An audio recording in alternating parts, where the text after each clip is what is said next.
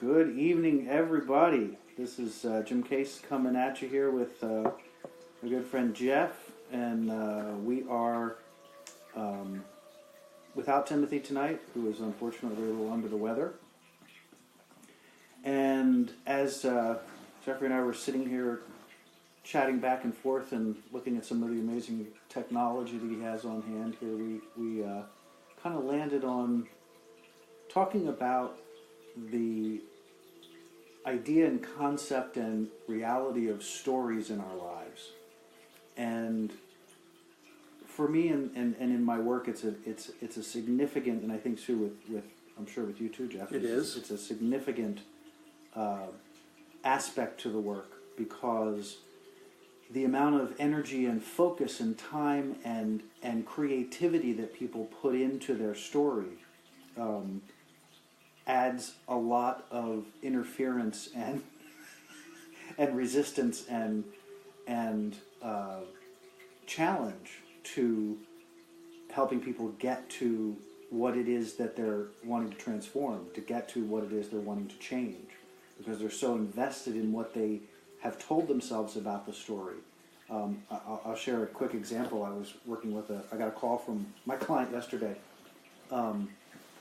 who was going through a really challenging time in his marriage. They've been married for decades, and it's not in a good place, and he's struggling to deal with that, but is working toward that. But the point of the call was that he had this desire to really try to connect with his wife in a heart experience, and to have a conversation about the state of the state. Mm-hmm.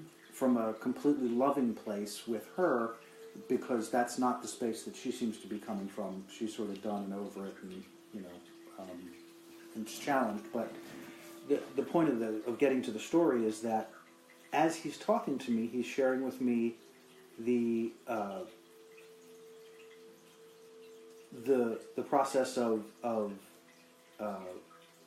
how they got together, and how important it was, and how significant he felt this relationship was in his life, and that this person was going to be the person who was going to be able to bring together his desire, and that together they were going to create this amazing family and this amazing life and this amazing experience, and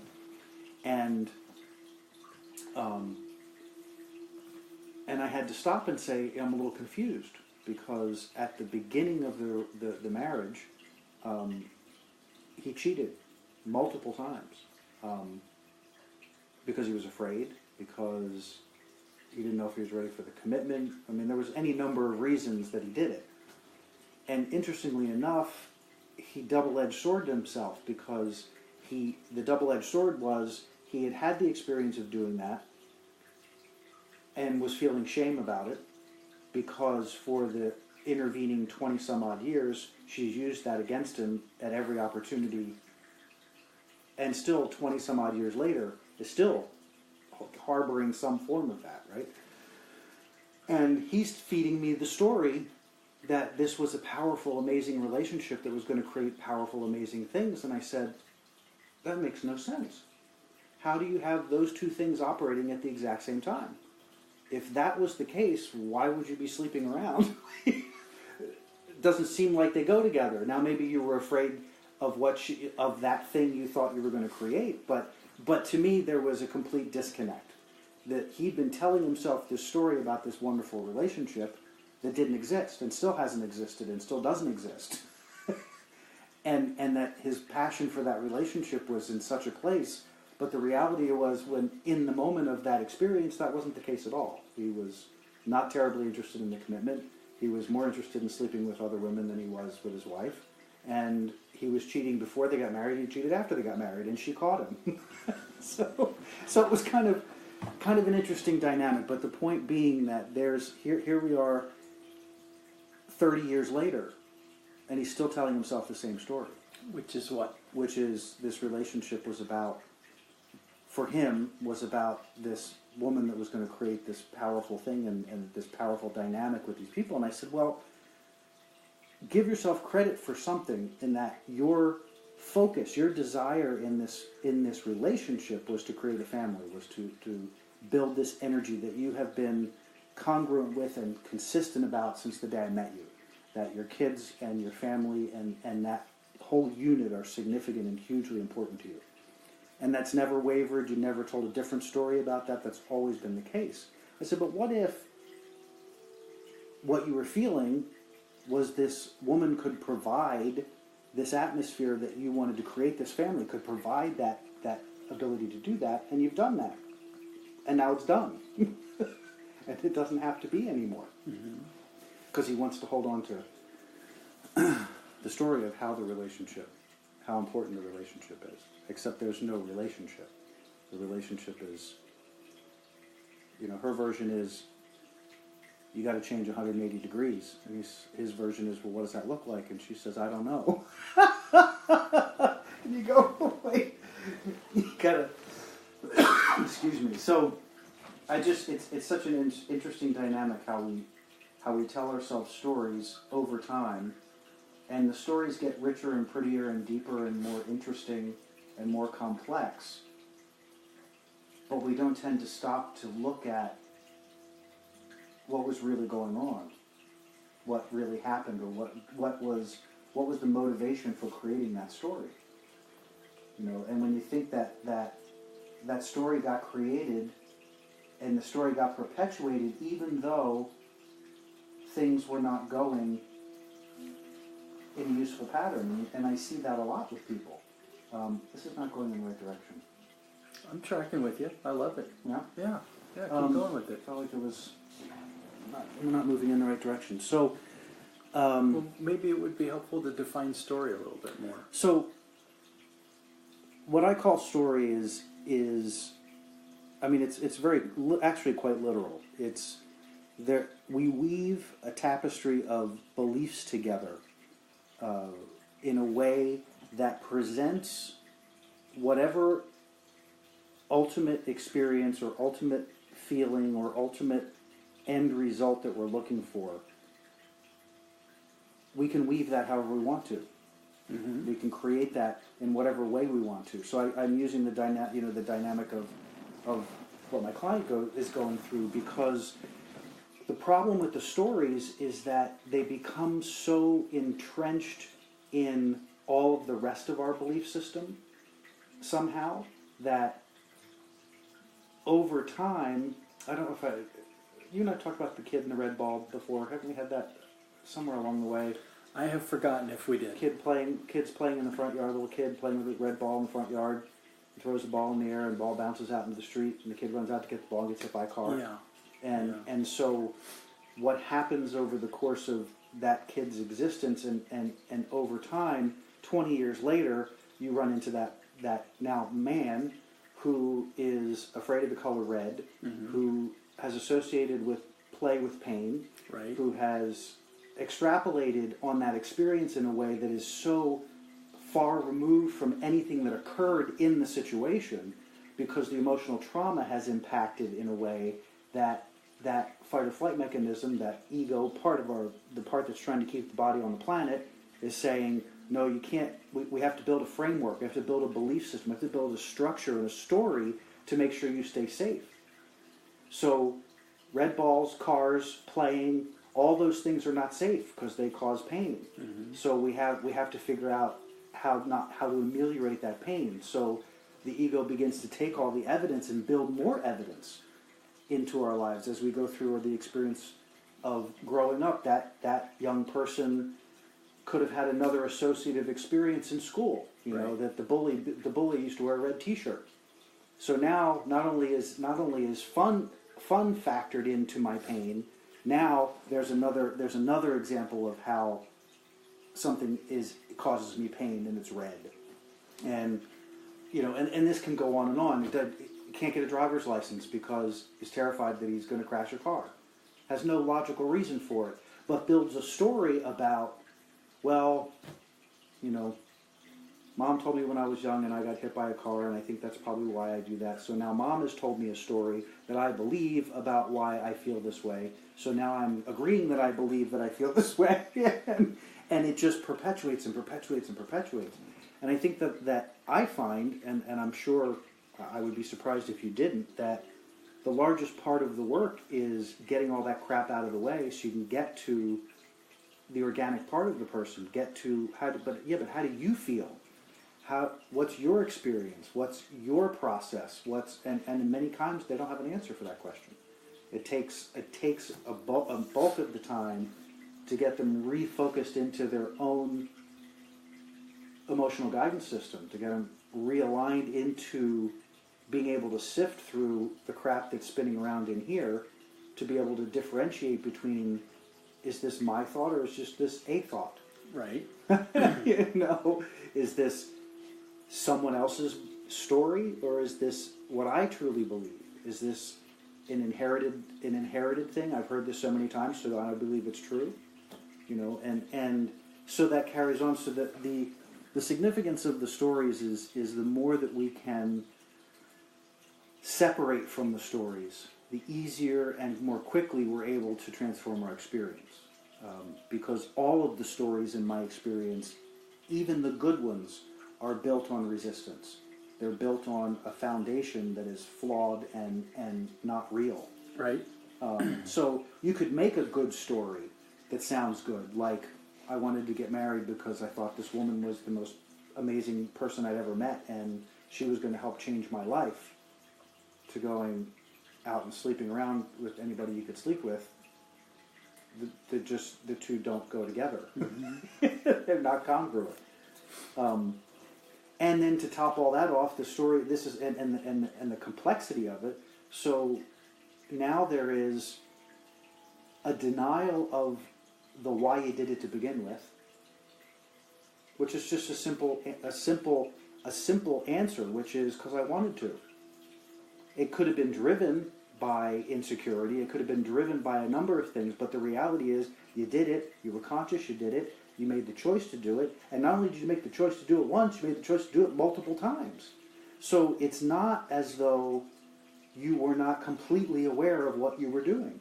So it makes it very difficult to have this story about this powerful person and this story about the person who doesn't acknowledge the powerful, who has no relationship to that powerful person. They don't; those two energies don't combine. And you've taken this situation, which you don't acknowledge, and you've now created a shameful experience out of this, because the religious aspect of you has decided that God sees you as unworthy because you've done this. So now you carry this bucket of shame. So the way it plays out is that over the course of the marriage or the relationship, this individual is now the whipping post. Mm-hmm. On a regular basis. Sure. Of how bad and unworthy and not right, and just this constant flood of stuff that he's trying to fix in himself, but it doesn't exist. So he's like, it's like running like a dog trying to chase his tail, trying to find. The story is so powerful that he's spending all of his energy trying to find things that don't exist, because he hasn't stopped long enough to go, but is that me? Is that mine? Right. Is that what I do, or is that not what I do? Where the conversation becomes, I keep trying to make this right. I want to fix this money thing. I have a money problem. I'm like, really? Tell me about your money problem. Well, I don't pay bills on time, and I don't do this right, and I don't do that right. And I said, and did that start yesterday? Well, no. I said, then apparently it's not a problem, because you've been doing it for a long time.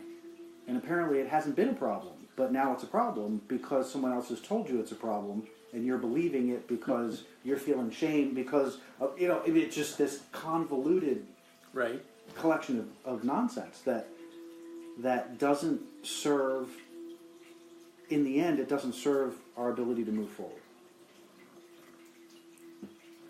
So do you have any thoughts on that, now that I've just... One or two. Like ran off at the mouth? No, it was good. That was good. For me, where story starts is to try to differentiate the difference between people's experience and then the modification of that experience into a narrative that we would call story. Mm-hmm. And it's for me, story is an embellishment. It's either an exaggeration, it's a distortion of experience, generally over time, and it's unproductive. Stories generally aren't fairy tale, happy ending type stories. Right. Exactly. Generally. Yeah. So, as an example of a conversation I was having earlier today, where this person was telling me that their experience was in a social gathering where this person said that the daughters of this person that they were dating were girly girls, and that was going to be a challenge. And the guy's girlfriend didn't actually hear that exchange of information. What the guy's girlfriend heard was from the woman in the conversation that the boyfriend said the daughters were girly girls, and that was going to be a challenge in the relationship. So that was the pure experience. That part alone was the pure experience. And then in a discussion between the girlfriend and the boyfriend about that experience, there were embellishments that got added to the point where the boyfriend allegedly never has anything positive to say about the girlfriend. Now that part was all embellished. That part was all added. Because first of all, the girlfriend wasn't at that conversation and didn't actually have that experience to know whether or not the boyfriend ever says anything positive about the relationship or not. Because how could you, right? So that part's just added in. The girlfriend could say, I have never heard you say anything positive about our relationship. But to make a blanket statement, you never have anything positive to say about the relationship, that's the story. That came from the experience of the conversation between two other people that got relayed back to her of your girls are girly girls, and that's going to be a challenge. Okay, well, that doesn't mean a challenge is a bad thing. It just means it's a challenge. So You never don't even know what that's how that's referenced. You know. So in working with this boyfriend and girlfriend, the point was to help them see what part was experience, real experience. It really freaking did happen, versus the part that got added to, that became the story. That after you tell it, we give up the actual experience part and we stick with the story, and that becomes our truth. And it's not truth. It's a grand distortion of truth. And doggone it, we like bulldogs sink our teeth into those stories. We depend on them. We absolutely depend on them. Microcosm, macrocosm. I mean, we in our society now are seeing that exact thing on a daily basis, where people are being fed stories on a mass scale that are completely not true. I had a gal the other day, yesterday, that I was driving, who had just come back, literally got off the plane from Israel, and she'd been there for 2 weeks. And I said, "Oh, how was it?" And she said, "Absolutely amazing." And I said, "Really? So did you have any experience of the strife that's apparently going on there, and all of this, did you hear bombs going off? Was it a horrible kind of thing?" And she said, "Not even once." I said, "Interesting." She said, "Yeah, the people were lovely. I had they were just delightful people, and the country is amazing, and they have, she said, of course the culture is different, and there's a little bit of this different, and, we talked about how women present themselves in the culture, and, she said, there are certain places I can't go, and was told don't go, not because I necessarily would be unsafe, but because it would cause too much strife, because in certain communities women dress in a certain way, and if you're willing to go along and do that, then you can engage, and that's fine." But we talked for, easily 20 minutes, and it was absolutely amazing to me that she spent over 2 weeks in this place that is supposedly, just this crazy place to be, and that she didn't have any of that at all. Never saw it, never experienced it, never touched it, nothing. She didn't get into that story. Yeah, she Because did. had she gone there with that story, I'm pretty Probably sure it would have found some. showed up for her, More right? than likely. More than likely. Which is a really important Very part good. of our message, is that your story will show up for you. Mhm. It's like it's honor bound.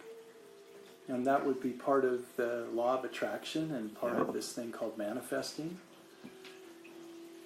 The other thoughts, some of the other thoughts I have about this topic are that it may be the single thing that we have control over. Mm. And we are, as a species, control freaks. We have 4 lucky charms, we have a 4-leaf clover, we have a pot of gold at the end of the rainbow, leprechauns, rabbit's feet, these things that baseball players do before they get up to bat. They do that thing as They if cross themselves. God That is one? rooting for the batter and not the pitcher. That always kind of like blew my mind. What if the pitcher was doing the same thing at the same time, right? Yeah, that always kind of makes me scratch my head. So Thank Jesus for this. Well, Jesus wasn't here. Unless you're talking about Jesus, which was catcher. Jesus wasn't here. He was... Sorry, go ahead. So I share with folks oftentimes that we really go out of our way to try to control things or create this illusion of control. First of all, as if it's necessary. Like we can't just trust that what shows up for us is what we need to be experiencing, and maybe we planned it, if you can kind of get into any of that sort of thinking, whatever. But what we can control is the meaning that we assign to what we experience. Yeah. And if we get really good at taking responsibility for assigning only the meaning that is helpful for us, that we can learn from and grow through, then you kind of learn to let go of these other things that you once were trying to control. I'm the only one who can write my story. Yeah. I oftentimes hear people say things like, you made me feel, you made me think, you blah, blah, blah. It's like, well, that's somebody who's given their pen to somebody else and let them start writing their story. Or all the people that come in and they tell me this is who they are because this is what their parents told them. You'll never amount to anything. That's a classic one. Well, that was a parent writing the kid's story that the kid is still telling themselves and still living up, and guess what's still showing up in their life. And I said, you know what? What if we worked on helping you rewrite that story? And it's like, I've got a magic eraser. It's called EMDR and some of these other protocols and techniques and things, but it's fascinating to me how people want to hang on to their stories. There's this fear of, who would I be without my story? I've been a victim for so long. I don't know what it would be like to be an observer and not a victim. Yeah. Or not go from victim to perpetrator and then just play that dance back and forth all the time. We Well, it's do. the whole, at least I have some meaning. If I have a story, I have meaning. I have significance. I guess my significance is I'm meant to be a fuck up for my experience because everybody told me that. Right. You know? But even in my own, you're talking about the responsibility piece that I think is so important. You know, I what happens for me now is I get tired of hearing myself talk. When I'm aware that I'm in story, Mm-hmm. I get tired of my voice. Cool. I'm like, I don't want to, you know, I'll have a conversation with a friend and I'll be talking about what's going on. And not 5 minutes into the conversation, I'm so over the sound of my voice and I'm just like, I'm sorry, I feel like I have diarrhea of the mouth. And they're like, what are you talking about? You're fine. But I've heard the damn thing in my head for, you know, days at a time that it's like, I'm just so Right. done with this, you Right. know? It doesn't, the good news is it stops me from, it's a way of curtailing a portion of it, in that I'm not constantly trying to tell the same story. I mean, I may be doing it in here, but I'm not trying to do it out here, and realizing that when I'm at that tire, it's like, okay, so I've apparently got a loop going. I've got to take a minute here and figure out why I'm perpetuating this loop, and how can I find a more positive framework to hold it in, and I may get there, I may get to a point where I can see the shift, and then I can shift, but sometimes it's some of them they're pretty ground in there, as I think about the stuff that I have been calling my midlife crisis, that it doesn't appear that there's a root. And because there doesn't appear to be a root, then I have to stop and go, then how real is it? How much of this is fabrication? And because for me, and I use this with clients all the time, is the foundational place is inventory for me. So if I'm going there, if my mind is in that, in the spin cycle, then the way that the first thing I do is inventory. Is I stop and go, show me what's wrong with my life right now. Mm-hmm. I have an amazing relationship. I live in a beautiful house. I'm in one of the most beautiful cities in the country. I'm able to pay my bills. I eat every day. I have my health. I sleep well at night. Where's the problem? And then you go, your mind can't answer that question. Right. And you go, then what's the problem? Well, there apparently isn't one. Well, then what's all that shit about? What is that story? Why is that story want to keep running? And that's why I say when there's no root, and you go, so if everything is good, and this is going on at the same time, then for most, they have to be married, because the story it's obviously must be true, because it feels true, it sounds true, so it must be true.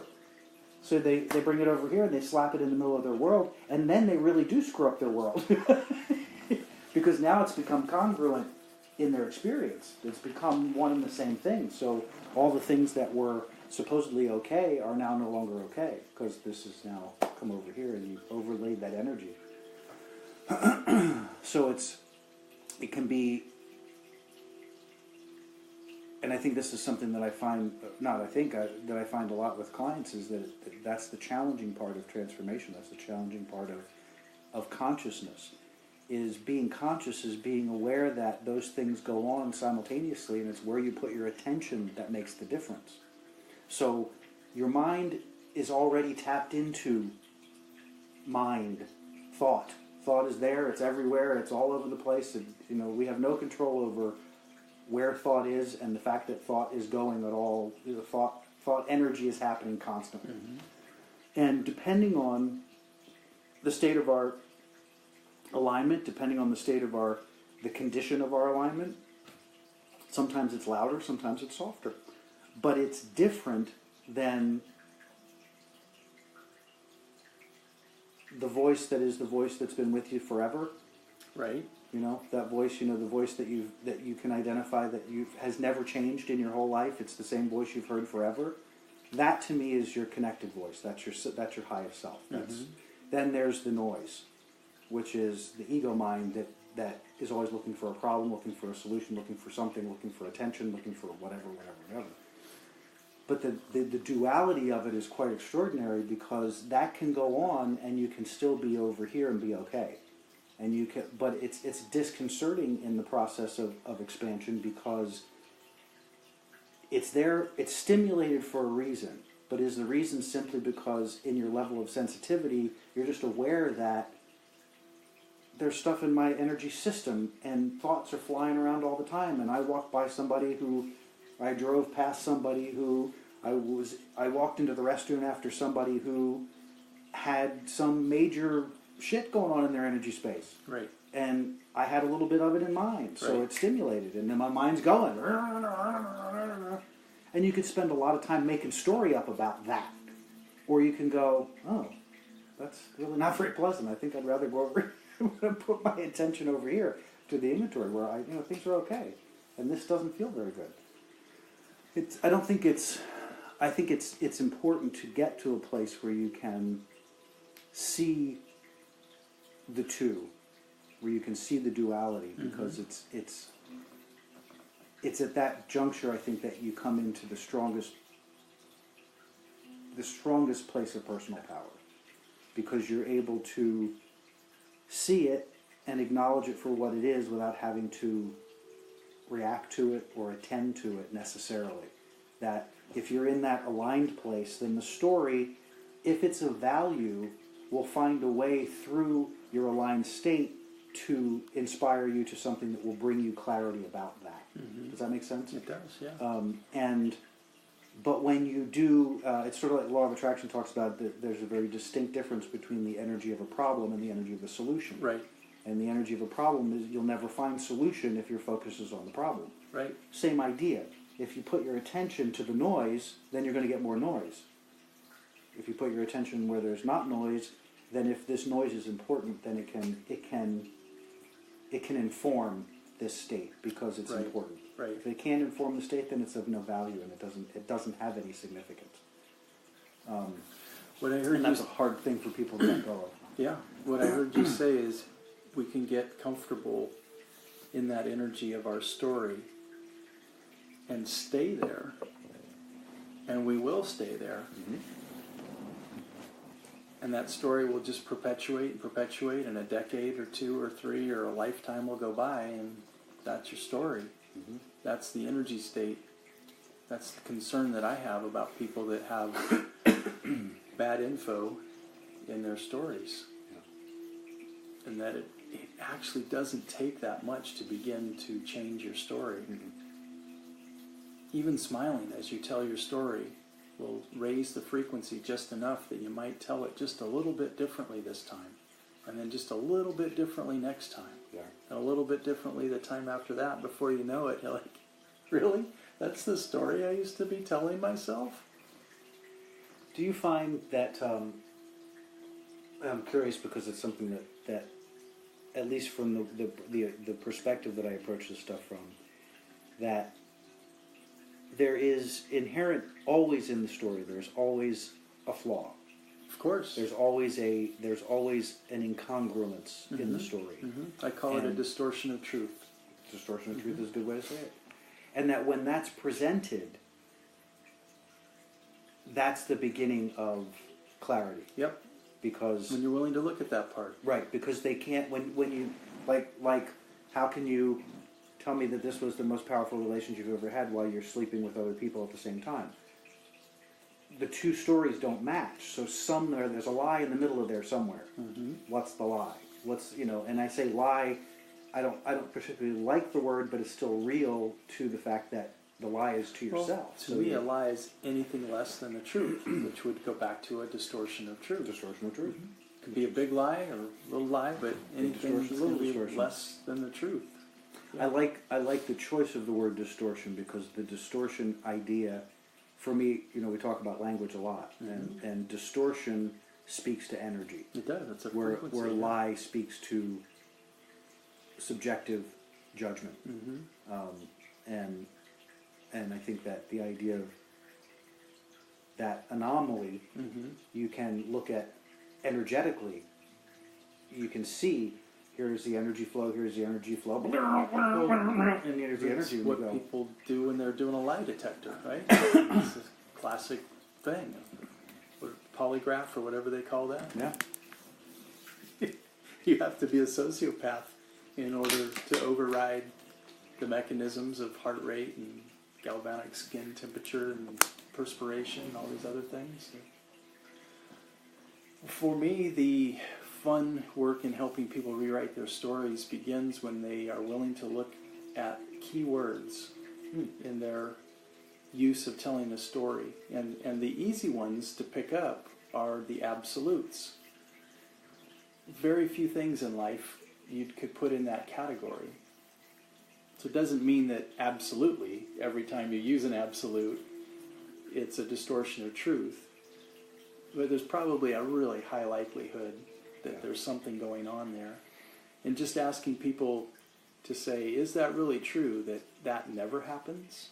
Or he always does that? And what if you just changed the never or always to most of the time or very rarely? Feel that. Mm-hmm. Say it again and feel that. And does that feel different? And it'll completely feel different to the one who's being accused. Oh, yeah. Now we have truth taking place. And now we can actually move somewhere in that conversation and in that story. So when we finally get to at least closer to the truth, I don't need people to say, it happens 97.3 times, right? That's not the idea. But if you can get from always or never to rarely or most of the time, or even most often, or something like that, we can work with that. Now that's a workable story. And even if it isn't a story that two people are trying to hash out between themselves, if it's just a story within an individual I'm working with, their absolutes come out real easy. And I'm just, okay, pay attention to your absolutes. And then say it again more truthfully, or as truthfully as you can possibly bear. And see what that feels like. And it feels different. It feels, I can work with that. I can live with that. The story that you're coming back to with the gentleman who wanted to believe his story with this person was the best opportunity to have this most amazing experience actually could be a true story. And it's his own fear of having that experience that kept him from having that experience. Like some other story that's connected to that, like I don't deserve it, I'm not ready for it, something, who knows? Right. And that would be where I would go to try and to that was chase part after of that. that was part of the deal was spend some time sitting in the experience of when you went there. You know, you're again one story, another story. There's a huge gap between these stories. So you got to go back to the source of the event and just as best you can. I don't need you to make up more story. I just want you to feel your way into it and feel when that guy stepped out. What was he? Did he have any thoughts about it? Did he care? Was he having anything other than I want this immediate satisfaction, or was there a fear? Was it a fear-driven response? You know, it's tough. You know, especially when you're dealing with story, that's a little dicey because nobody has good memory for yesterday, let alone 30 years ago, and especially memory that is already clouded by either trauma or intense emotion or, you know, an intense experience. Sure. Because the focus is on the intensity of the experience, not on what was actually taking place in the event. You know, and so to me that becomes a little more challenging. But I still think that there's to go there and just be in the space of that, so that you can feel your way into the reality of where you were. It's not to say that you weren't, you know, you got caught, you made a decision, you chose to go forward in the marriage, you chose to change your approach and change your ways about it because the idea of family was that significant to you that you wanted this to work. But in his own language, he would lead off with, I didn't really want to get married. He actually, that statement had been said multiple times in different context, in other sessions where, you know, yeah, we were getting married and I didn't really want to get married and I was doing it because blah blah blah, you know. So there's other evidence that says, yeah, no, there's more to this picture than you're presenting, than you're letting yourself know, because if you can be the bad guy, then her behavior gets excused. You get to figure out what's wrong with this picture and fix it, and you can have your happily ever after. But that isn't going to happen, and you know that's not going to happen, because what's going to get you to the happily ever after is you subjugating everything you believe and know to everything she believes and knows. And if you go there, then what? Because this dynamic that you wanted to create with your kids, and you've done an amazing job creating this environment for your kids to thrive. So now that this relationship is deteriorated to the point it is it in your best interest to continue that delusion and that illusion? Because now what they're learning is dysfunction. Is that what you want them to learn? Or do you want them to learn that adults come to places where it's time to think about other options, regardless of religious affiliation? Because that's a large part of what drives some of it. And I know for him too is, as a Christian, we get through it. I'm like, yeah, good luck with that. Onward, Christian soldiers, marching off to war. With the We can all recite it. We can all recite that one. But yeah, I more and more am amazed at how story is being used, and how prolific it's become in our culture.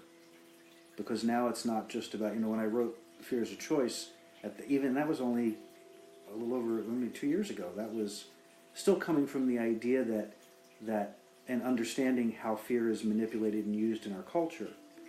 But with the changes that have occurred in the culture since then, it's now gone beyond just manipulating fear to manipulating story and content to create an outcome and a belief and a feeling in people that keeps the storyline going. Another person I was writing with earlier today worked on, is it Carl DeMaio? Is that the guy's name here in town? One of the politicians, I think it is. Anyway, he worked on a number of campaigns in the area, and he said categorically, the system will never change because politicians don't want resolution. Because if they have resolution, they have no talking points to get elected. Right. Yeah. And he said, and that's, if there's anything that I've learned in doing this job and being in the political system, it's recognizing that the politicians will not resolve anything because they can't. Because if they do, they don't have anything to stand up in front of people and say, I'm for this, and I'll make sure this happens. Exactly. And I thought, wow, if that's not just the most gross manipulation of story, I don't know what is. Because they have to come up with a continuing storyline to make it make sense. I tend to stay away from getting into much on Facebook, with regard to politics, and because it gets really crazy ugly. And I had an experience the other day that I could not say something. I couldn't leave it alone, and that was it had happened days before, but there was a story that our president had commented about the Florida shootings, that the solution was to arm the teachers. Mm-hmm. Yeah, I'm familiar with that. I thought I was just going to come unglued. I couldn't. It was so far afield of anything rational to me. And so I put this post up and I said, I'm sorry, I must have been out of the loop, but I can't believe that, how did I say this? Because it was pretty straightforward. It was, our president is such a fucking idiot that he would say the teachers should be armed. And I said, and if you think that that's useful, then unfriend me and block me, because if you believe that, you're as big a fucking idiot as he is.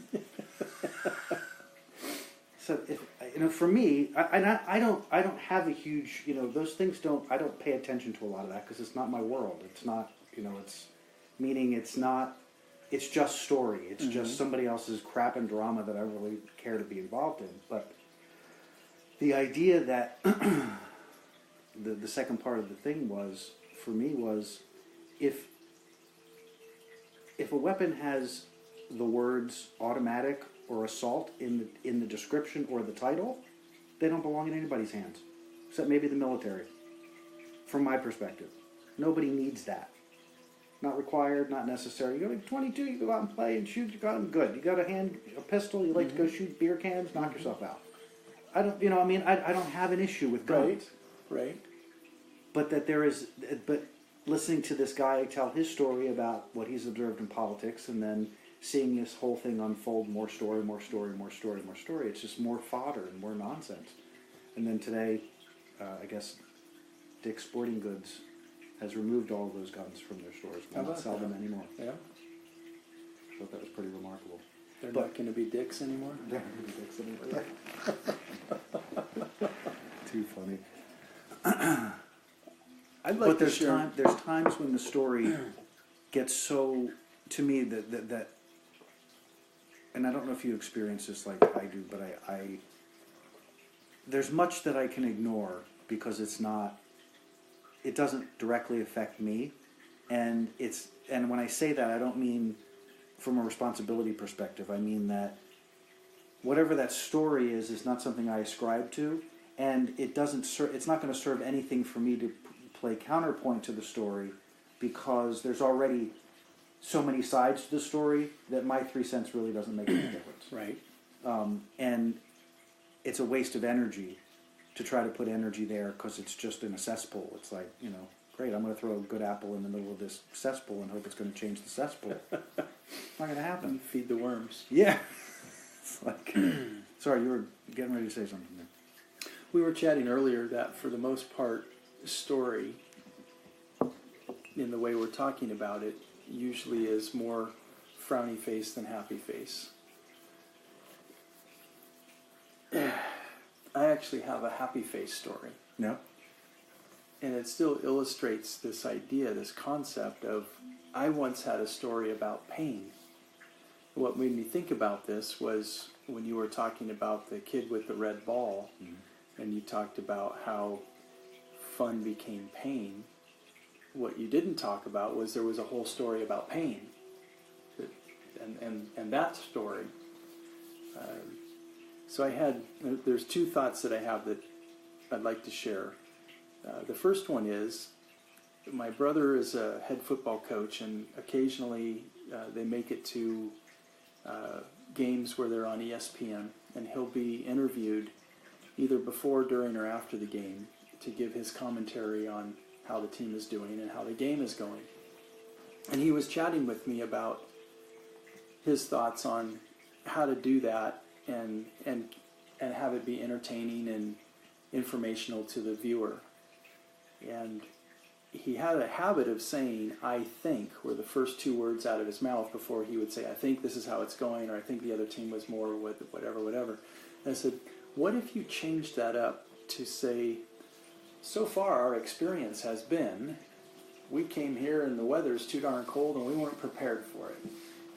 And the point that I was asking him to consider was, most of the time when humans hear the word I think, they start to fade out because nobody really gives a shit what you think. They really don't, because people think such wide variety, just, it's all over the place. I mean, even, should I eat eggs? Should I not eat eggs?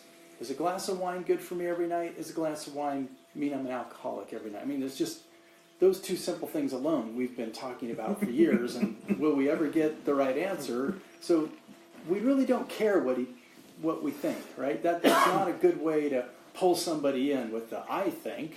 Who the heck are you? Even if you are John Madden and he gets up there and says, I think, football god, whatever, people tend to start pulling away and backing out. So I asked him just to start saying our experience or my experience thus far is, and that pulls people in. So that takes me back to our conversation in the beginning when we started talking about our experience rather than our story. So story oftentimes will be I think. Experience is just that. It'll be more of I feel, or even just the words, what I've experienced so far. So I really encourage people to make that shift in how they're communicating. Nobody can argue with your experience. Nobody. Yep. Nobody can tell me I'm not cold, I'm not hot, I didn't experience that, I didn't experience this. But as soon as I say I think this or I know that, man, you just open yourself up for, did the glove fit with OJ and all that sort of thing, right? Brilliant distinction. Yeah. Thank you. So I had an experience, it just occurred to me a year ago today. I got out of the hospital after having been there for 27 days and going through 11 surgeries.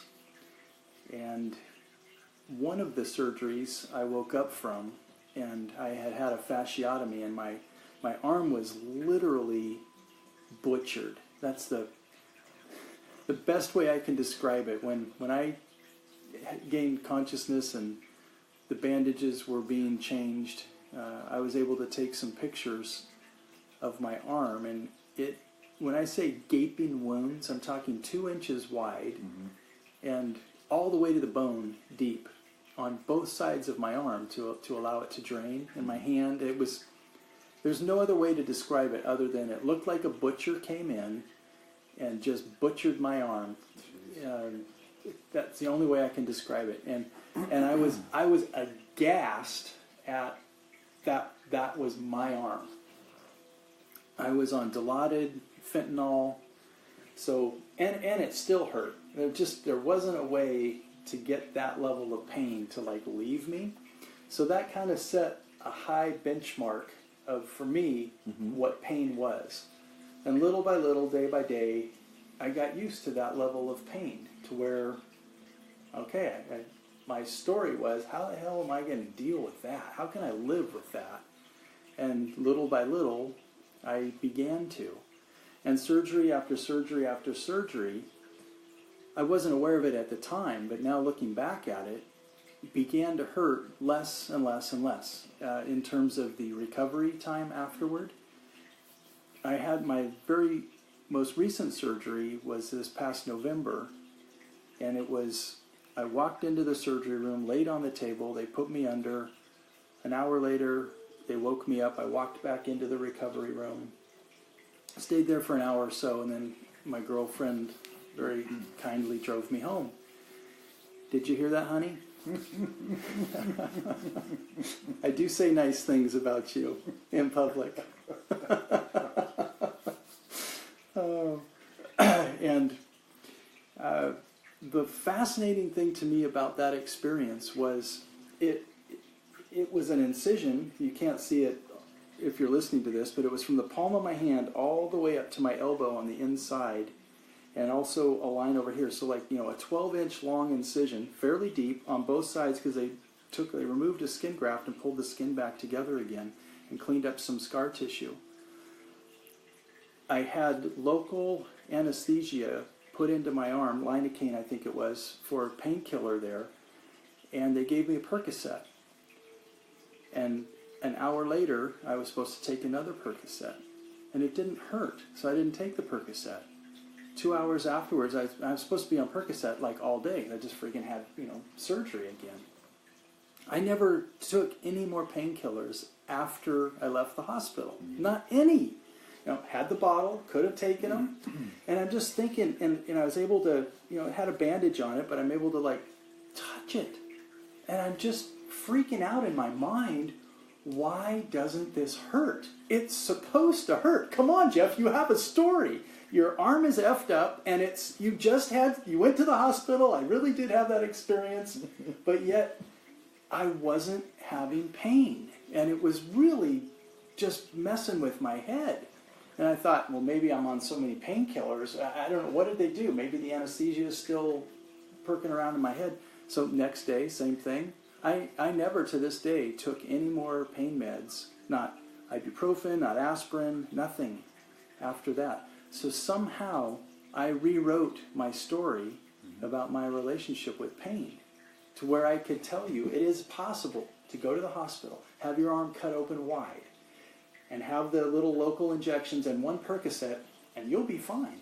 Most people would say, you're freaking tripping, man. That's not possible. I said, well, it actually is, because that was my experience, and you cannot take it away from me. You cannot take that away. You could say, I don't believe you. Yeah. You could say, I don't think I could do it. But I had the opportunity to rewrite my story about pain. And I love it. If for nothing else, I went through all of that to get to that point, that was worth it for me. And I still don't know if I'm able to articulate it as profoundly as that impacted me. But it's really helped me understand how mind and story can override what we're going through, for better or for worse. It works either way. Yeah. And for me, that was just, I'm getting a little emotional of just how awesome that opportunity was to experience that. And it was just a rewrite. There was somebody, I'm trying to think who it was that said it.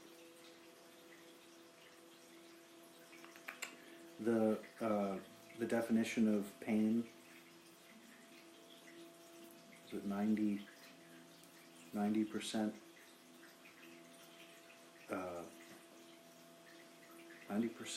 imagined, Yeah. 10% real or something? Yeah. I wish I could remember the attribution or who it came from, because it was really, I want to say it was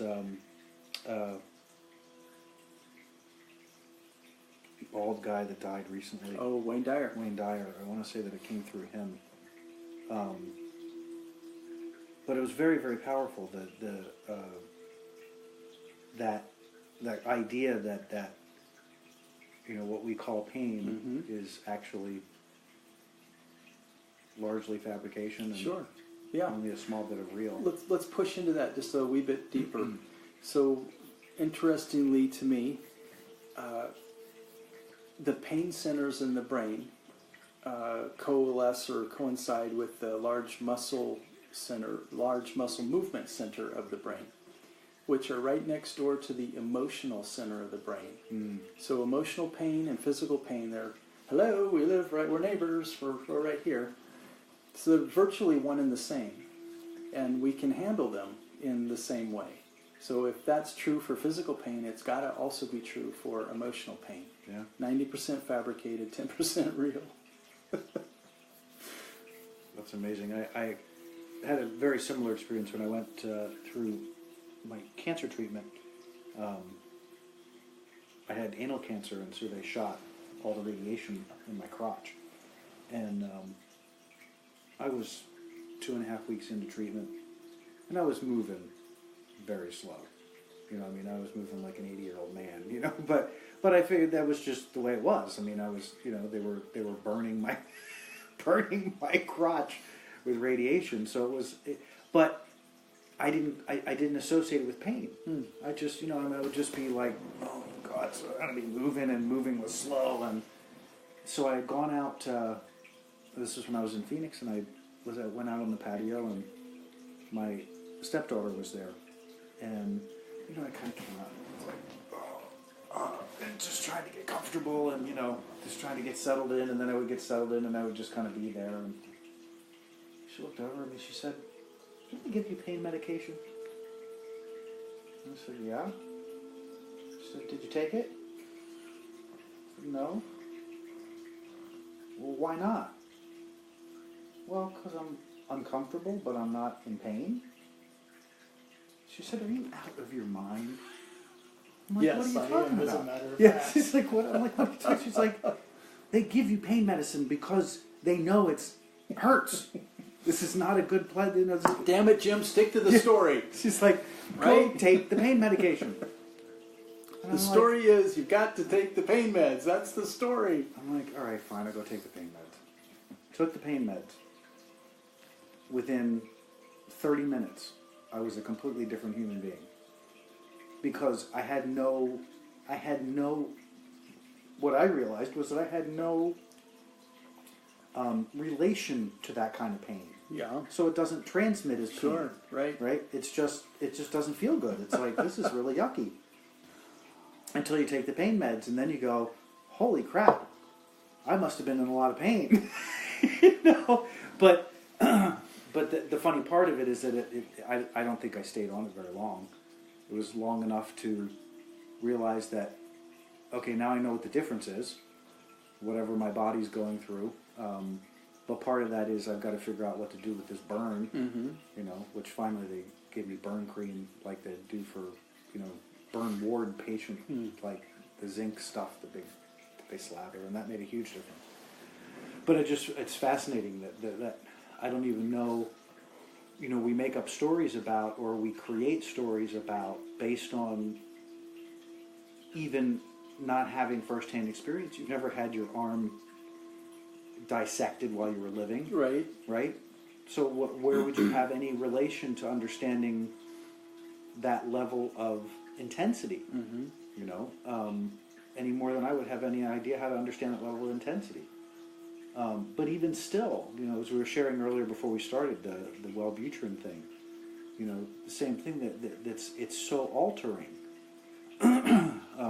Where I'm going with that is that we don't have a clear idea of what our experience is of something, and then someone tells us this is what the experience is, so we believe them. Right. And by virtue of believing them, we've now created our own story Sure. about it. Yeah. And then we take a pill because the pill's supposed to make it better. Mm-hmm. But it's making better the story. It's not making better necessarily the body. Right, exactly. So you feel better because you took a pill because it's making you feel better, but it isn't really doing anything for the experience that's happening in the body. And then when you just be with the experience is what it is, like you experienced. You went, yeah, no, this is not what I would prefer to feel, but it's what I'm feeling, you know. I love the nurse's comment because she for the most part said, "Are you out of your mind? You've got to feel the pain. You have to be like everybody else, and that hurts. We all know it, and you're not feeling it, so there's something wrong with you." Really? Wow. Stick to the damn script, Jim. Come on. Hospital, nurses, radiation, pain. Which Gotta part do are you it. missing? You've got to be out of your mind. Go back to school. Figure it out. Yes, as a matter of fact, I am out of my mind, and I'm quite enjoying it. I'm out of my story, Yeah. right? Can we pause for a minute? I need to pee. Unless you want to sit here and talk to yourself for a minute. All right, we are back, having some fun tonight, talking about the concept of story and helping us be aware of our story, and then the parts that don't fit for us any longer, we outgrow them. We realize they're dysfunctional or they're keeping us stuck. We might want to shift our conversation a little bit and talk about the way out of our story, or how it is to grab an eraser and change certain parts about that. Yeah, I was We're thinking tracking. it might be good to offer some ways to shift that. I've found with most situations that awareness is the beginning step. Awareness and understanding then lead to the ability to scheme and plan, or be open to, or get the download, however it works. But simply awareness, the awareness of, oh, we're telling stories? Oh, those are key words I could listen for to realize that I'm telling a story. And to be able to feel it. So what I ask people to do is to try to make it so simple to imagine that there are two states that we can be in. Mm-hmm. Content, and it doesn't take much to think about what that is, and its opposite, discontent. And there are extreme experiences of those. Euphoria, rapture, elation, orgasm for content, to despair, catatonia, rage, those sorts of things for discontent. But in either case, you have this thing, our bodysuit, that we're wearing, that we're operating in, that can certainly give us clues as to which state we're in. So audience, dearly beloved people who are listening in podcast land, it's kind of a no-brainer to, if you don't know what state you're in, content or discontent, it's really easy. Look in the mirror. Are you smiling or are you frowning? Is your heart beating fast or slow? Is your airway open or closed? Do you feel tension in your back and your neck? Or are you free from that? Stomach flip-flopping or clear? Pacing, picking, clicking, any of those things that the body is doing or not doing are some of the clues. If we're in a state of discontent and we don't want to stay there, the idea is, well, thinking, feeling, behavior, it's a very simple concept. Certainly belief systems, and there's a whole other body of energy that goes into thinking, some of which, as you stated earlier, is not even our own. It can just simply be, I'm tuning into that, and that's where I am right now. But let's just say, for sake of argument, that if you're aware of thinking, and it's an unpleasant, discontent, lower than neutral thought, then that's where the awareness is. I have to change at that level. I have to shift. What is the distortion of truth that I'm operating in, that we were calling story earlier, to just shift, to find the distortion. There's a word in my sentence. There's two or three words in this concept here. It's not the whole thing doesn't have to get thrown out. It's just find the part that doesn't fit. Seek that out. Write it down if you have to. Look at it a couple of times. Ask somebody else, does this sound true? And there's going to be a piece of it that's not true. And if you're willing to examine that piece of it and then switch it out to simply make it a true statement, it will actually feel differently when you hear yourself say it the next time or you share it with your partner. It will absolutely feel different. And of course, you have to get good. You have to practice to get this down. But it's very liberating to live in a story-free. That might be end of life, perhaps, master level. Well, I don't know. I think because we made a distinction earlier that I think is very significant, and that is there is a difference between talking from experience, which is not story. Right. When you're talking from experience, there is an energetic connection that takes place. There's an emotional alignment that takes place that has tremendous impact because it's coming from a place of authenticity. It's coming from a real space within that individual. That's more of the aligned space. Where I think that when it's in story, you're not in that space at all. But I also think that the other word that I was surprised that you didn't use, that I think is key to unraveling story, is responsibility. I find working with clients that presenting it in a way that enables them to own their experience, to own whatever it is really an initial step, because once they own it, then they can change it. But until I say this to clients all the time, our job is, what we're doing is we're taking stuff that lives below the conscious threshold and bringing it to the conscious threshold so that you can look at it and say, is this serving me or not serving me? Right. Before it gets there, you don't know it's operating. Right. You might feel it. But you might feel sure it, but you're not conscious of what it is. Mm-hmm. So if you own it, if you take responsibility that, okay, if I create all of this, and people go, but I didn't create that, and I didn't create that, and I didn't create that. And I'm like, but why wouldn't you want to? Because as soon as you do, you can do something about it. If you own that you create, then you own that you are the contributing factor. And if you are the contributing factor, then the story that you're making is sourcing through you. So if it's sourcing through you, then you can stop and go, wait a second, why am I telling that story? Similar end result in that you stimulate the individual's thought process about, wow, why am I doing that? Instead of, they were doing it to me, that's why I feel this way. Why am I doing that?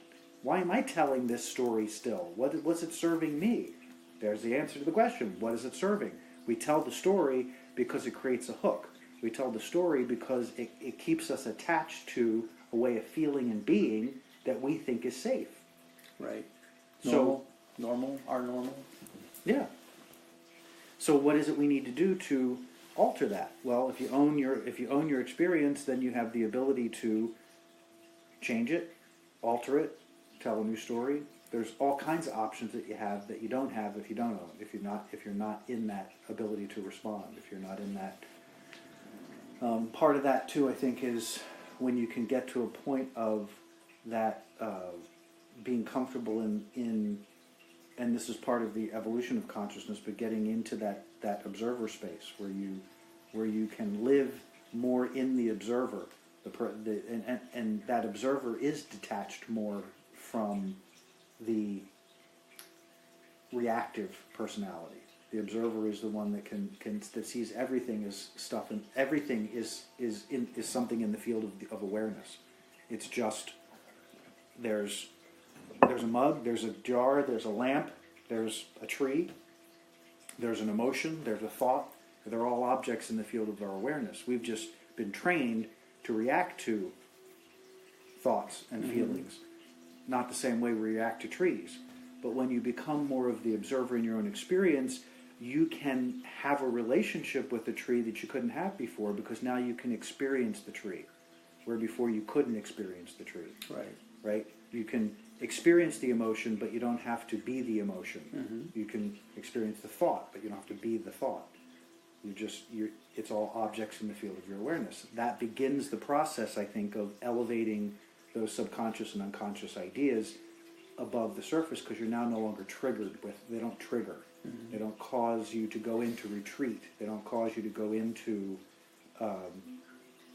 fall back to the story, because you're now no longer afraid of the responsibility. That the idea that how do I respond, and that's something to me that's absolutely that to me was a profound change in paradigm. Was when you can see responsibility literally as your ability to respond to what shows up in your life. That's all it is. It's owning it. It's like, this is my life. It showed up in my experience. So if it's here, it's for me. So what am I going to do with it? What do I want to do with it? Do I want to keep it? Or do I want to make a story about it? But typically, if you're, at least from my perspective, if you can come to that level of responsibility, you're no longer needing to create story. Right. There's a couple of thoughts I have about how we come to write our stories. I don't remember when or who did the experiment, but it was a fairly robust study with regard to what we think. At least 500 to 1,000 people were involved in this study, and they were asked to record their thoughts for as long as they could tolerate, whether it was 5 minutes or 5 hours, and to either write them down, to record them, or in some way capture them. And then a panel of judges were assembled to evaluate, is this a positive thought or a negative thought? And gathering all of these thoughts up, the outcome was that between 70 to 80% of the thoughts were negative, whether they were a little bit negative or really negative, that they fell into that category, 70 to 80%. Huge freaking number. That is a huge So number. left alone, 70 to 80% of the time, we will be thinking something more frowny face than happy face. That's a huge, huge number, a huge awareness. Yeah. There's another notion. It cannot be proven, but it cannot also be disproven, that there is a consciousness, and you alluded to it earlier, if somebody's having a bad experience and you're in their sphere of influence, you're gonna, it's just like, I won't do it, but if I farted right now, you'd smell it, you'd go, you'd know you didn't do it. There's only two of us in the room, so you'd figure out quickly who did it, but it would be unpleasant until it passed, right? Mm-hmm. Well, energy and thought works in a similar way. We really do have mirror neurons that tune into, and we do feel each other's stuff. So there's a body of growing evidence that with regard to this thing that we call self-deprecation or the inner critic, there are people on the planet now saying it's not an inner critic, it's a global critic. It's an energetic field that we're operating in, and it feels personal because it's freaking watching us, and it was there, and it knew that you just did something that you're telling yourself, I fucking did it again, you dumbass. And it feels like I'm the only one who knows what I did, but so does everything around me that was there too, that was watching, and that was part of that. And we're able to tune into that. So this inner critic may not be an inner critic. It may be more of a common human experience that we're all having, but we think it's us. Yeah, that's what I call mass consciousness. That's what when I use the term mass consciousness, that's what I refer to as that. It's not pleasant. Global. And that's could be where a big part of our downer stories are coming from. I definitely would agree with that. I think that we had, to the degree that, yes, everybody on some level, on some degree, has experienced some form of emotional trauma about something, some incident, something, some events in their lives.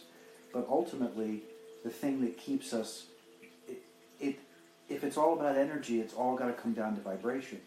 And if you're choosing to vibrate, the emotional tone scale is all about vibration.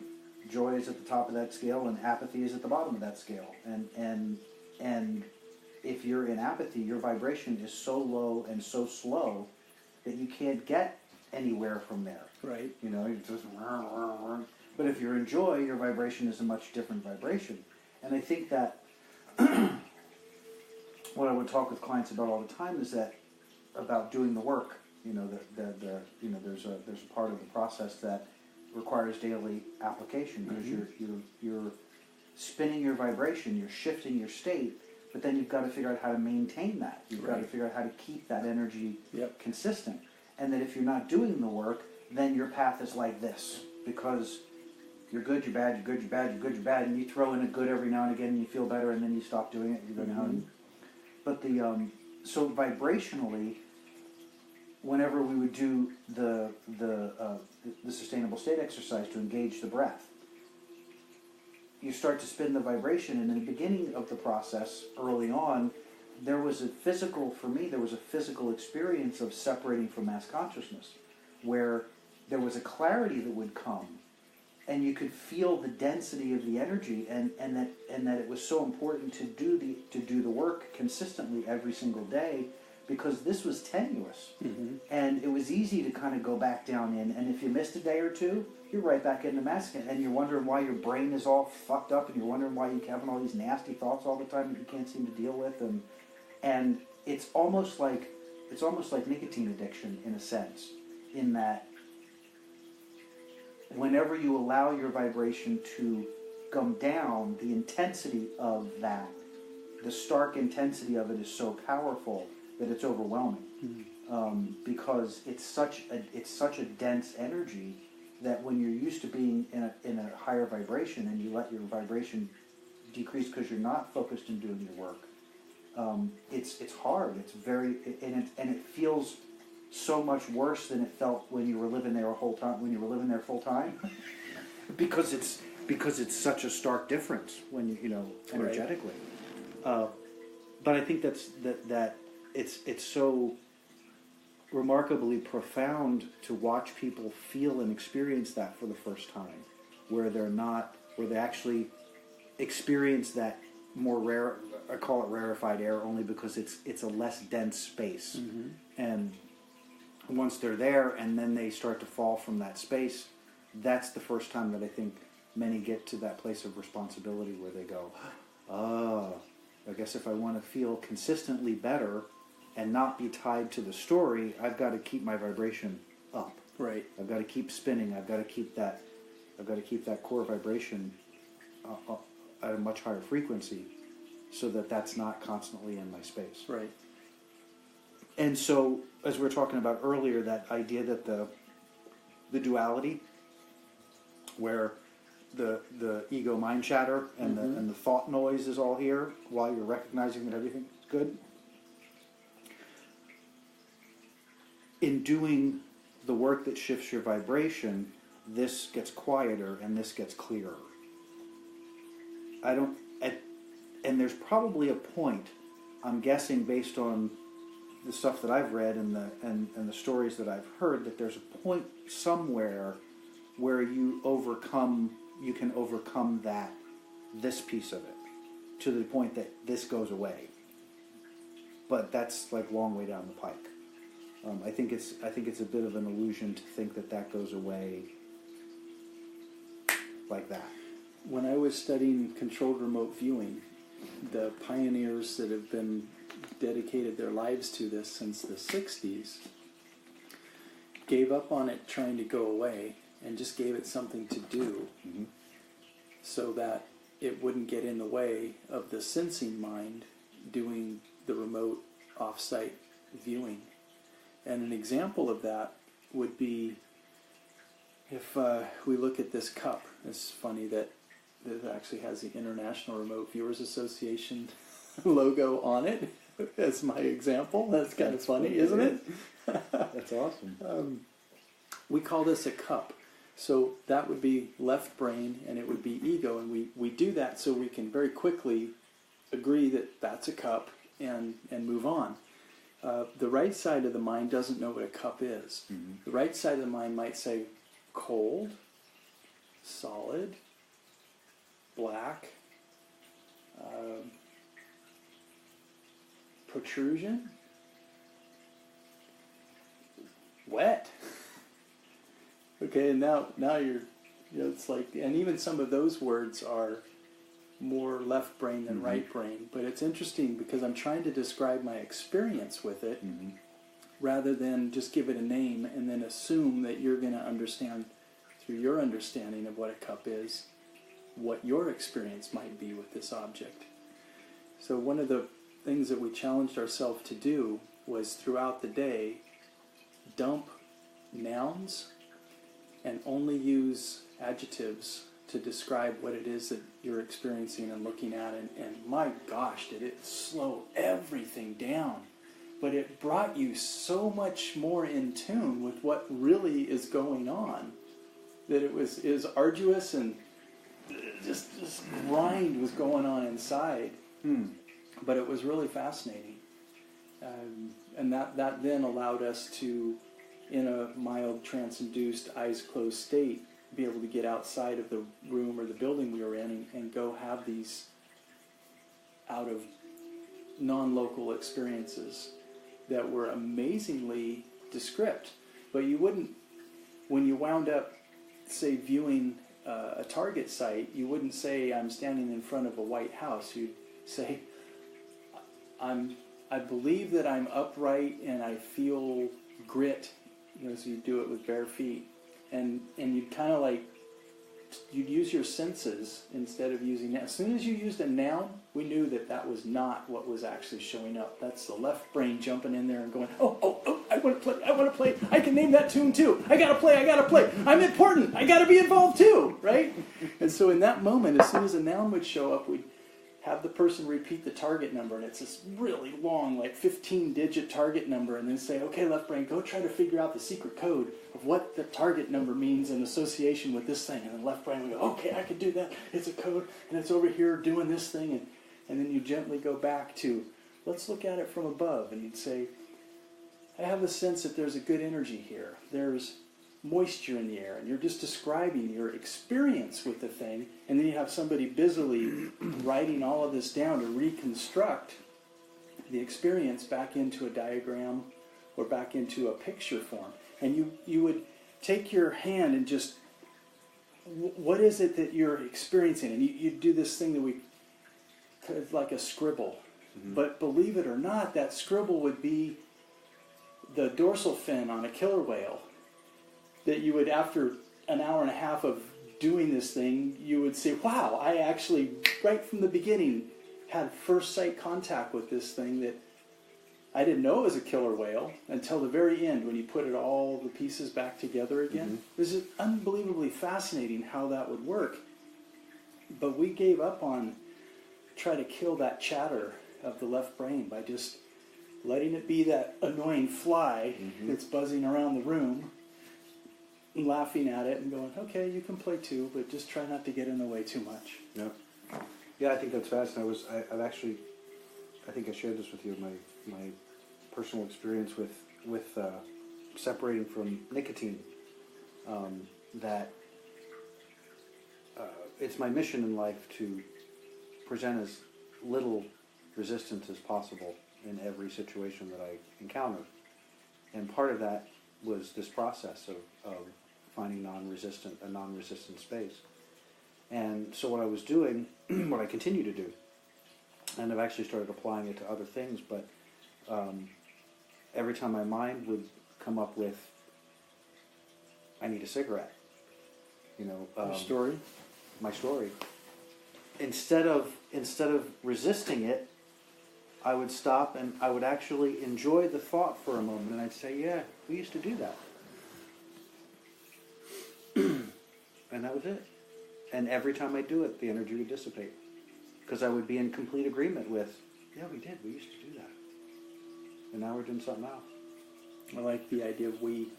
Yeah, I love that. And it completely shifts the it shifts the energy, where it doesn't become story. There's no resistance there, and it's made a huge difference because there's no battle going on. It's just, this is my intention, and I'm following my intention, and this energy is going this direction. And yeah, this is part of that process. We did used to do that. You don't have to anymore. But it's the ways through the stories. I mean, like you said, the first thing you have to be able to do is to identify that you have one. I don't know if you have this experience. I find it fascinating sometimes when especially with somebody that I've worked with for a while, is they'll be in the throes of, we'll be talking about some subject that came up over the course of the week, and they'll be chattering away.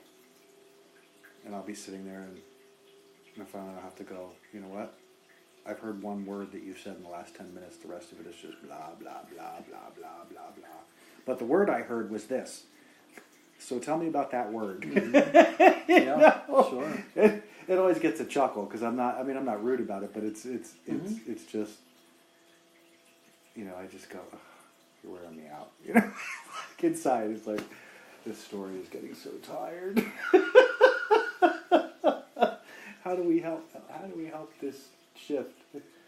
And it's very funny because it's, once somebody gets that idea of creating story, because we do it with everything. Yep, we do. Everything. I mean, I'll get a phone call and this, I'm like, that's really great. That's just a whole bunch of story that has no relativity to what's going on with you. So let's talk about how you feel. Or the word or the phrase or the, whatever that thing you mentioned earlier, the thing that you just know. There's just a certain thing. Well, all of a sudden we're having this good thing, and all of a sudden it just went left. And right. You go, whoa, let's go back. What happened? But it's when you recognize it, when you can bring someone to the recognition of it, it's the beginning of a huge transformation. It's taking back so much of your life from all the places that you've left pieces of yourself. Yeah. Which I think is the most extraordinary thing in the world to watch happen. People start taking back pieces of themselves, and suddenly they're like, wow, I don't have to be that anymore. I don't have to feel that way anymore. I don't have to do that anymore. I don't have, Right. Or conversely, oh, I can do this. Right. Right. You had talked about responsibility 20 minutes ago or so, and owning what's happening, what's showing up. And I thought it might be interesting to talk for a moment some of the specifics of what that might look like. So for me, in working with people, switching from the classic you statements to I statements.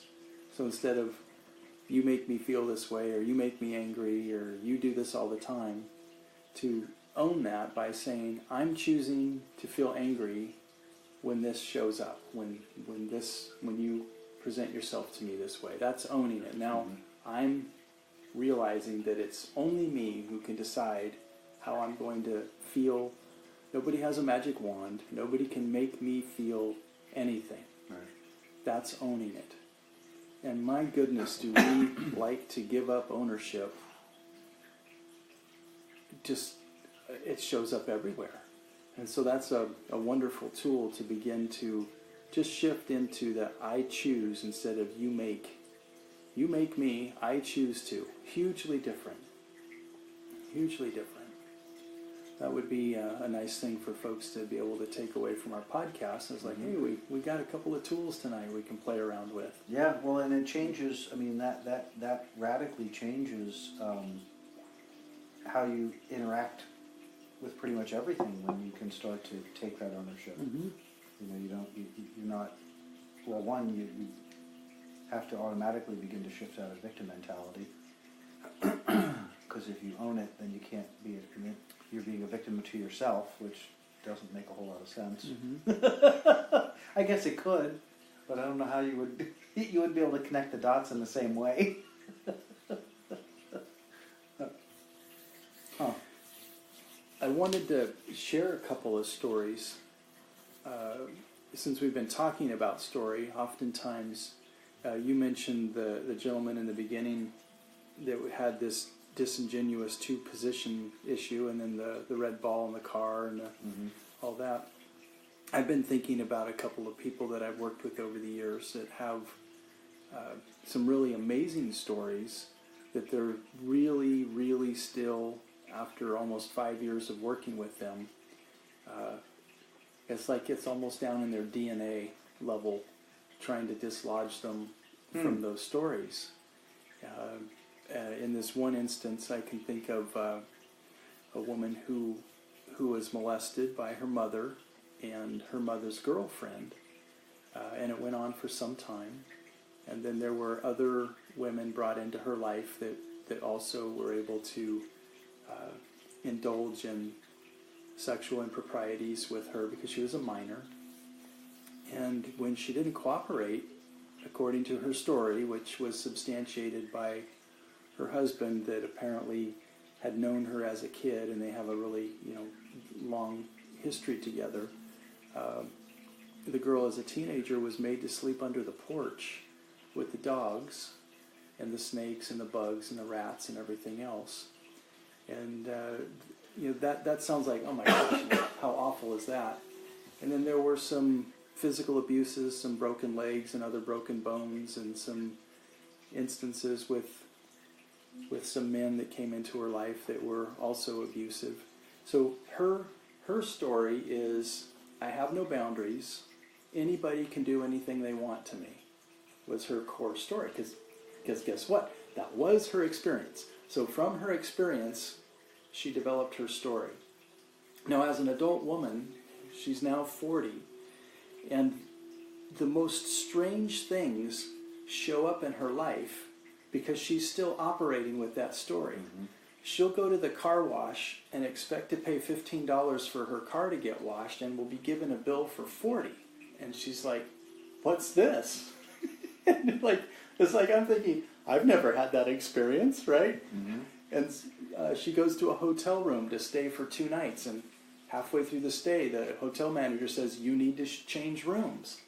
And it's like, I've never had that happen. And just one case after the next, after the next, after the next of anybody can do anything they want to me, and I just have to roll with it and go with it, or I'm going to have to sleep. There's going to be hell to pay. Sleep under the, get scared, watch rats crawl around all night long, whatever, get bit, all these different things that she says that she experienced. Husband, not necessarily abusive, but pretty much does whatever he wants, and she goes along with it. And it's absolutely fascinating that, and as I've tried to tell her, it's okay for you to have your desires. So she wanted to buy a new car, and her husband always made all the decisions on what kind of vehicles we drive, and she went and bought the car she wanted. She had a job and had her money, and there was no reason that she couldn't, and it wasn't going to bankrupt them or anything. So she did that, and my goodness, did she get hell from everybody. Her husband, the in-laws, the outlaws, everybody showed up and told her, how selfish she was, and how it was just like, oh my gosh. Yeah, it's like everywhere. It's just showing up everywhere in her life. But little by little, I mean, we're talking like 5 years of work now, she is doing these small behavioral changes to see that I do have a voice, I can set boundaries, I don't have to be a victim. But that is one deeply, deeply embedded story. There's another gentleman I can think of that his father said, you'll never amount to anything, you can't focus and concentrate, and although he became an engineer, he bounced from job to job, and those things were written in his evals, can't focus and concentrate, and you're brilliant, but you're not a team player, and you'll probably never amount to anything. It's almost like those tapes that he heard from Dad showed up in his annual reviews. It just kept showing up all over the place. And today, he stopped working and went to take care of his aging parents who died, and inherited their home and everything, and that estate is now gone. I mean, he never went back to work. And that money is gone, and he's now in this position of I've got to go back to work again. And so he's tried various ways of getting income, and he's educated to the point where, a $20 an hour job at Lowe's wouldn't hold his attention, and he just couldn't do that. So his plan now is, when I run out of money, I'm going to eat a bullet, and that will be like the ultimate end of the story. He will have lived his story. I'll never amount to anything. Wow. And he's like, and we're talking like, he says April, May, June, he'll be out of money. So I have between April, May, and June to either get to watch him live his story and go, okay, it's his life, he gets to do what he wants with it, or help him try to change a little bit more of his story. But he's complicated that by being in a relationship where his girlfriend writes, but not well enough to get paid for it. And she has a developmentally disabled child that he's taking care of, and they have a whole bunch of dogs, and he's just writing checks, and it's only outgo. There's no income. And it's like that ship, you can just, each time he comes in, you can see it, it's just sinking lower in the water. And there isn't even an opportunity for him to abandon ship and get in the life raft and start rowing to shore. There's like nowhere to go. So we've talked about, well, why don't you go to Costa Rica? You can live down there for $5,000 a year. You can be a bartender and do just fine. There's a lot of expats down there. So he's kind of kicking that idea around. But yeah, it's fascinating how people are just absolutely stuck to their stories.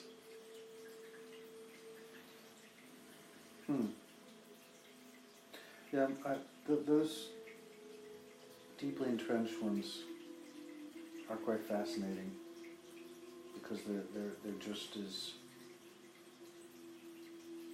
they've built a cage, basically, and don't see any other way out of the cage. But it makes for interesting conjecture about what people choose to come here to do. Yes, it does. In when you see somebody like that that's built such a strong, reinforced cage in their experience, because they had experience, but it's still the cage of their own creation. When they can't get past it, when they can't and don't desire to get past it, if that's not what their purpose was this time, solely and specifically. Could have been. Yeah, that's not for me to judge. Yeah, no, and it was more rumination and just curiosity. Because as you were talking, as you were sharing the stories, and listening, and I'm just looking for where's the gap in the energy. There's always a gap somewhere. There's a path somewhere, and you go, wow, they have gone out of their way to just cement that shit down. Yeah. Nope. This is my story, and I'm living it, and that's the way it is. Holy cow. Because there has to be, I think that's one of the things that's so important in recognizing how to undo the stories. You have to be willing to see the story. You have to be willing to acknowledge that it exists, that it's hampering your experience, that it's keeping you from thriving. Right. And not just from lip service. Not the lip service to it, but the actual, the genuine desire to create change. What's your experience of them as far as their desire for change in their experience? It's lip service. Yeah. It's not. To what? So the payoff is obviously more satisfying than change. Mm-hmm. Whatever the payoff is for being there. Well, they got used to living in that place. Yeah. So is there apparently the story is so strong that there's no bottom? There's no, when I say bottom, I mean,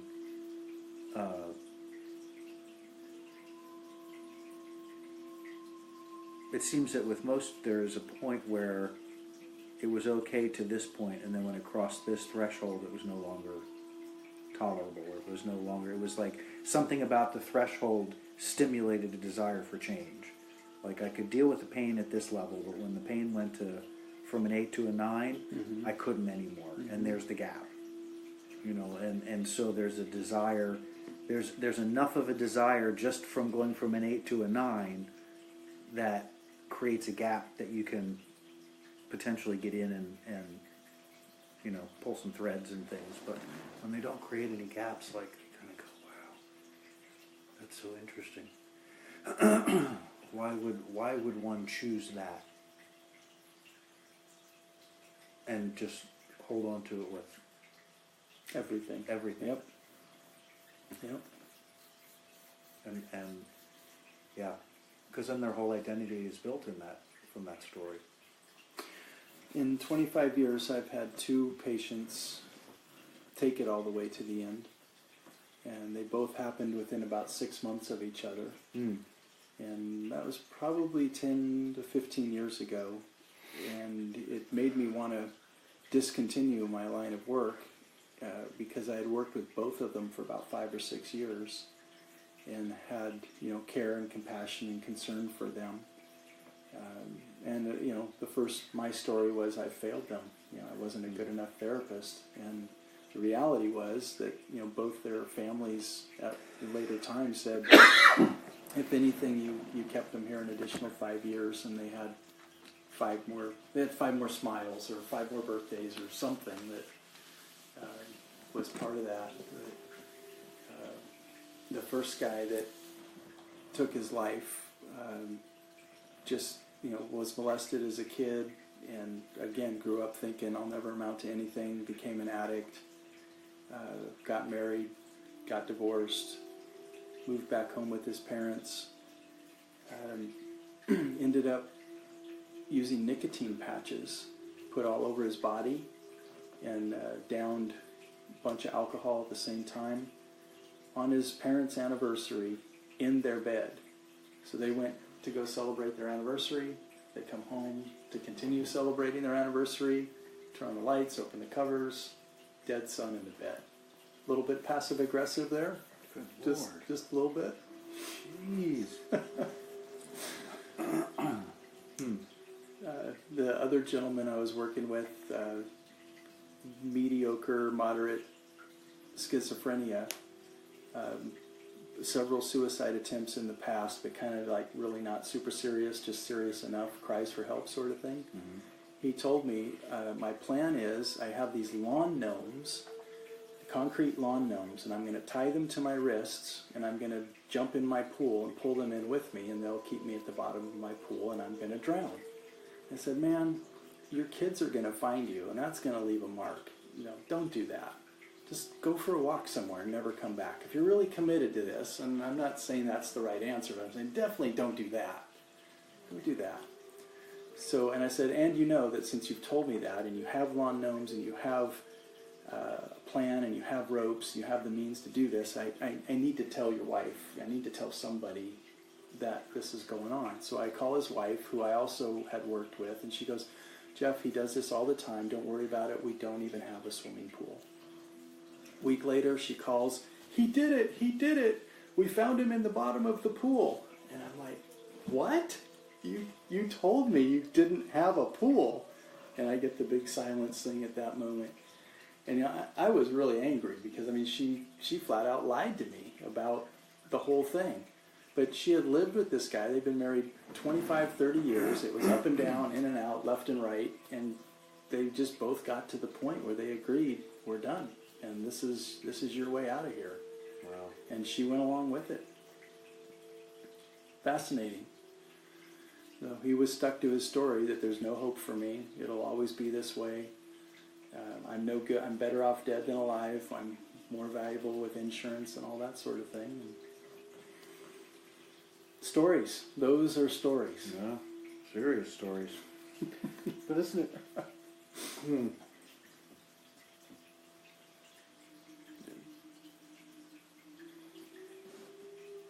It upsets people sometimes when you confront them with their stories. It upsets a lot of people that it's just a freaking story.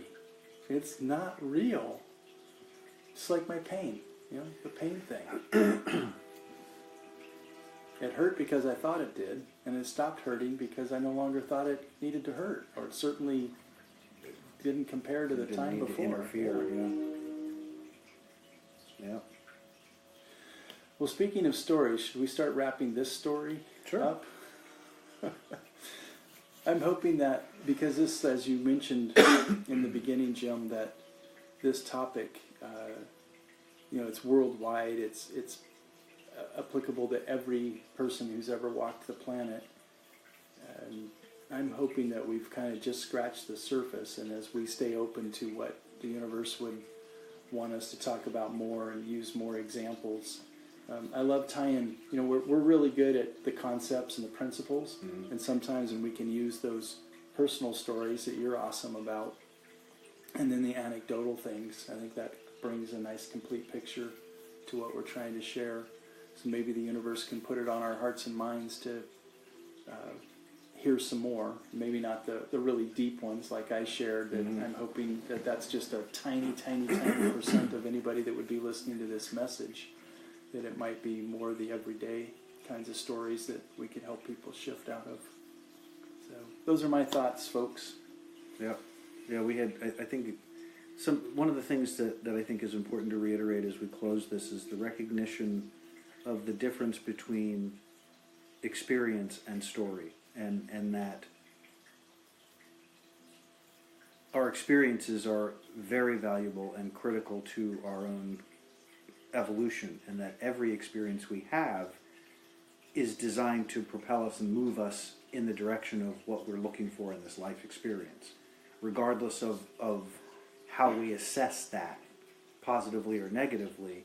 But that's where story comes in. When you can have an experience, when you can move through an experience and see it for the experience that it is without attributing story to it, then it becomes the thing that catapults and moves your energy and consciousness forward. It's when we decide that we have to move out of that sphere, when we go from talking about our experience to talking about the story of our experience. That's where it gets muddy. And I wanted to clarify that, because I was hearing in my head this idea that a lot of people have experiences, and those experiences are traumatic experiences. And just because they're traumatic simply means that there was an emotional impact that occurred. Yep. And you can observe that. You can not be the victim to that experience by contributing a story to it. And by virtue of doing that, you honor the event for what it served in your experience, but then it's no longer anything other than an event that served your experience. And you can always look into your experience. If you can tell a story about your experience that doesn't alter your energy, then you're not telling a story. You're talking about experience. Right. When it begins to alter your emotional state, you're no longer in experience, you're now in story. That's really awesome. Way to put that to bed. In my experience. Nice. Well, shall we call it a wrap then? That's awesome. All righty. Good night, everybody. Good Thank night. you very much.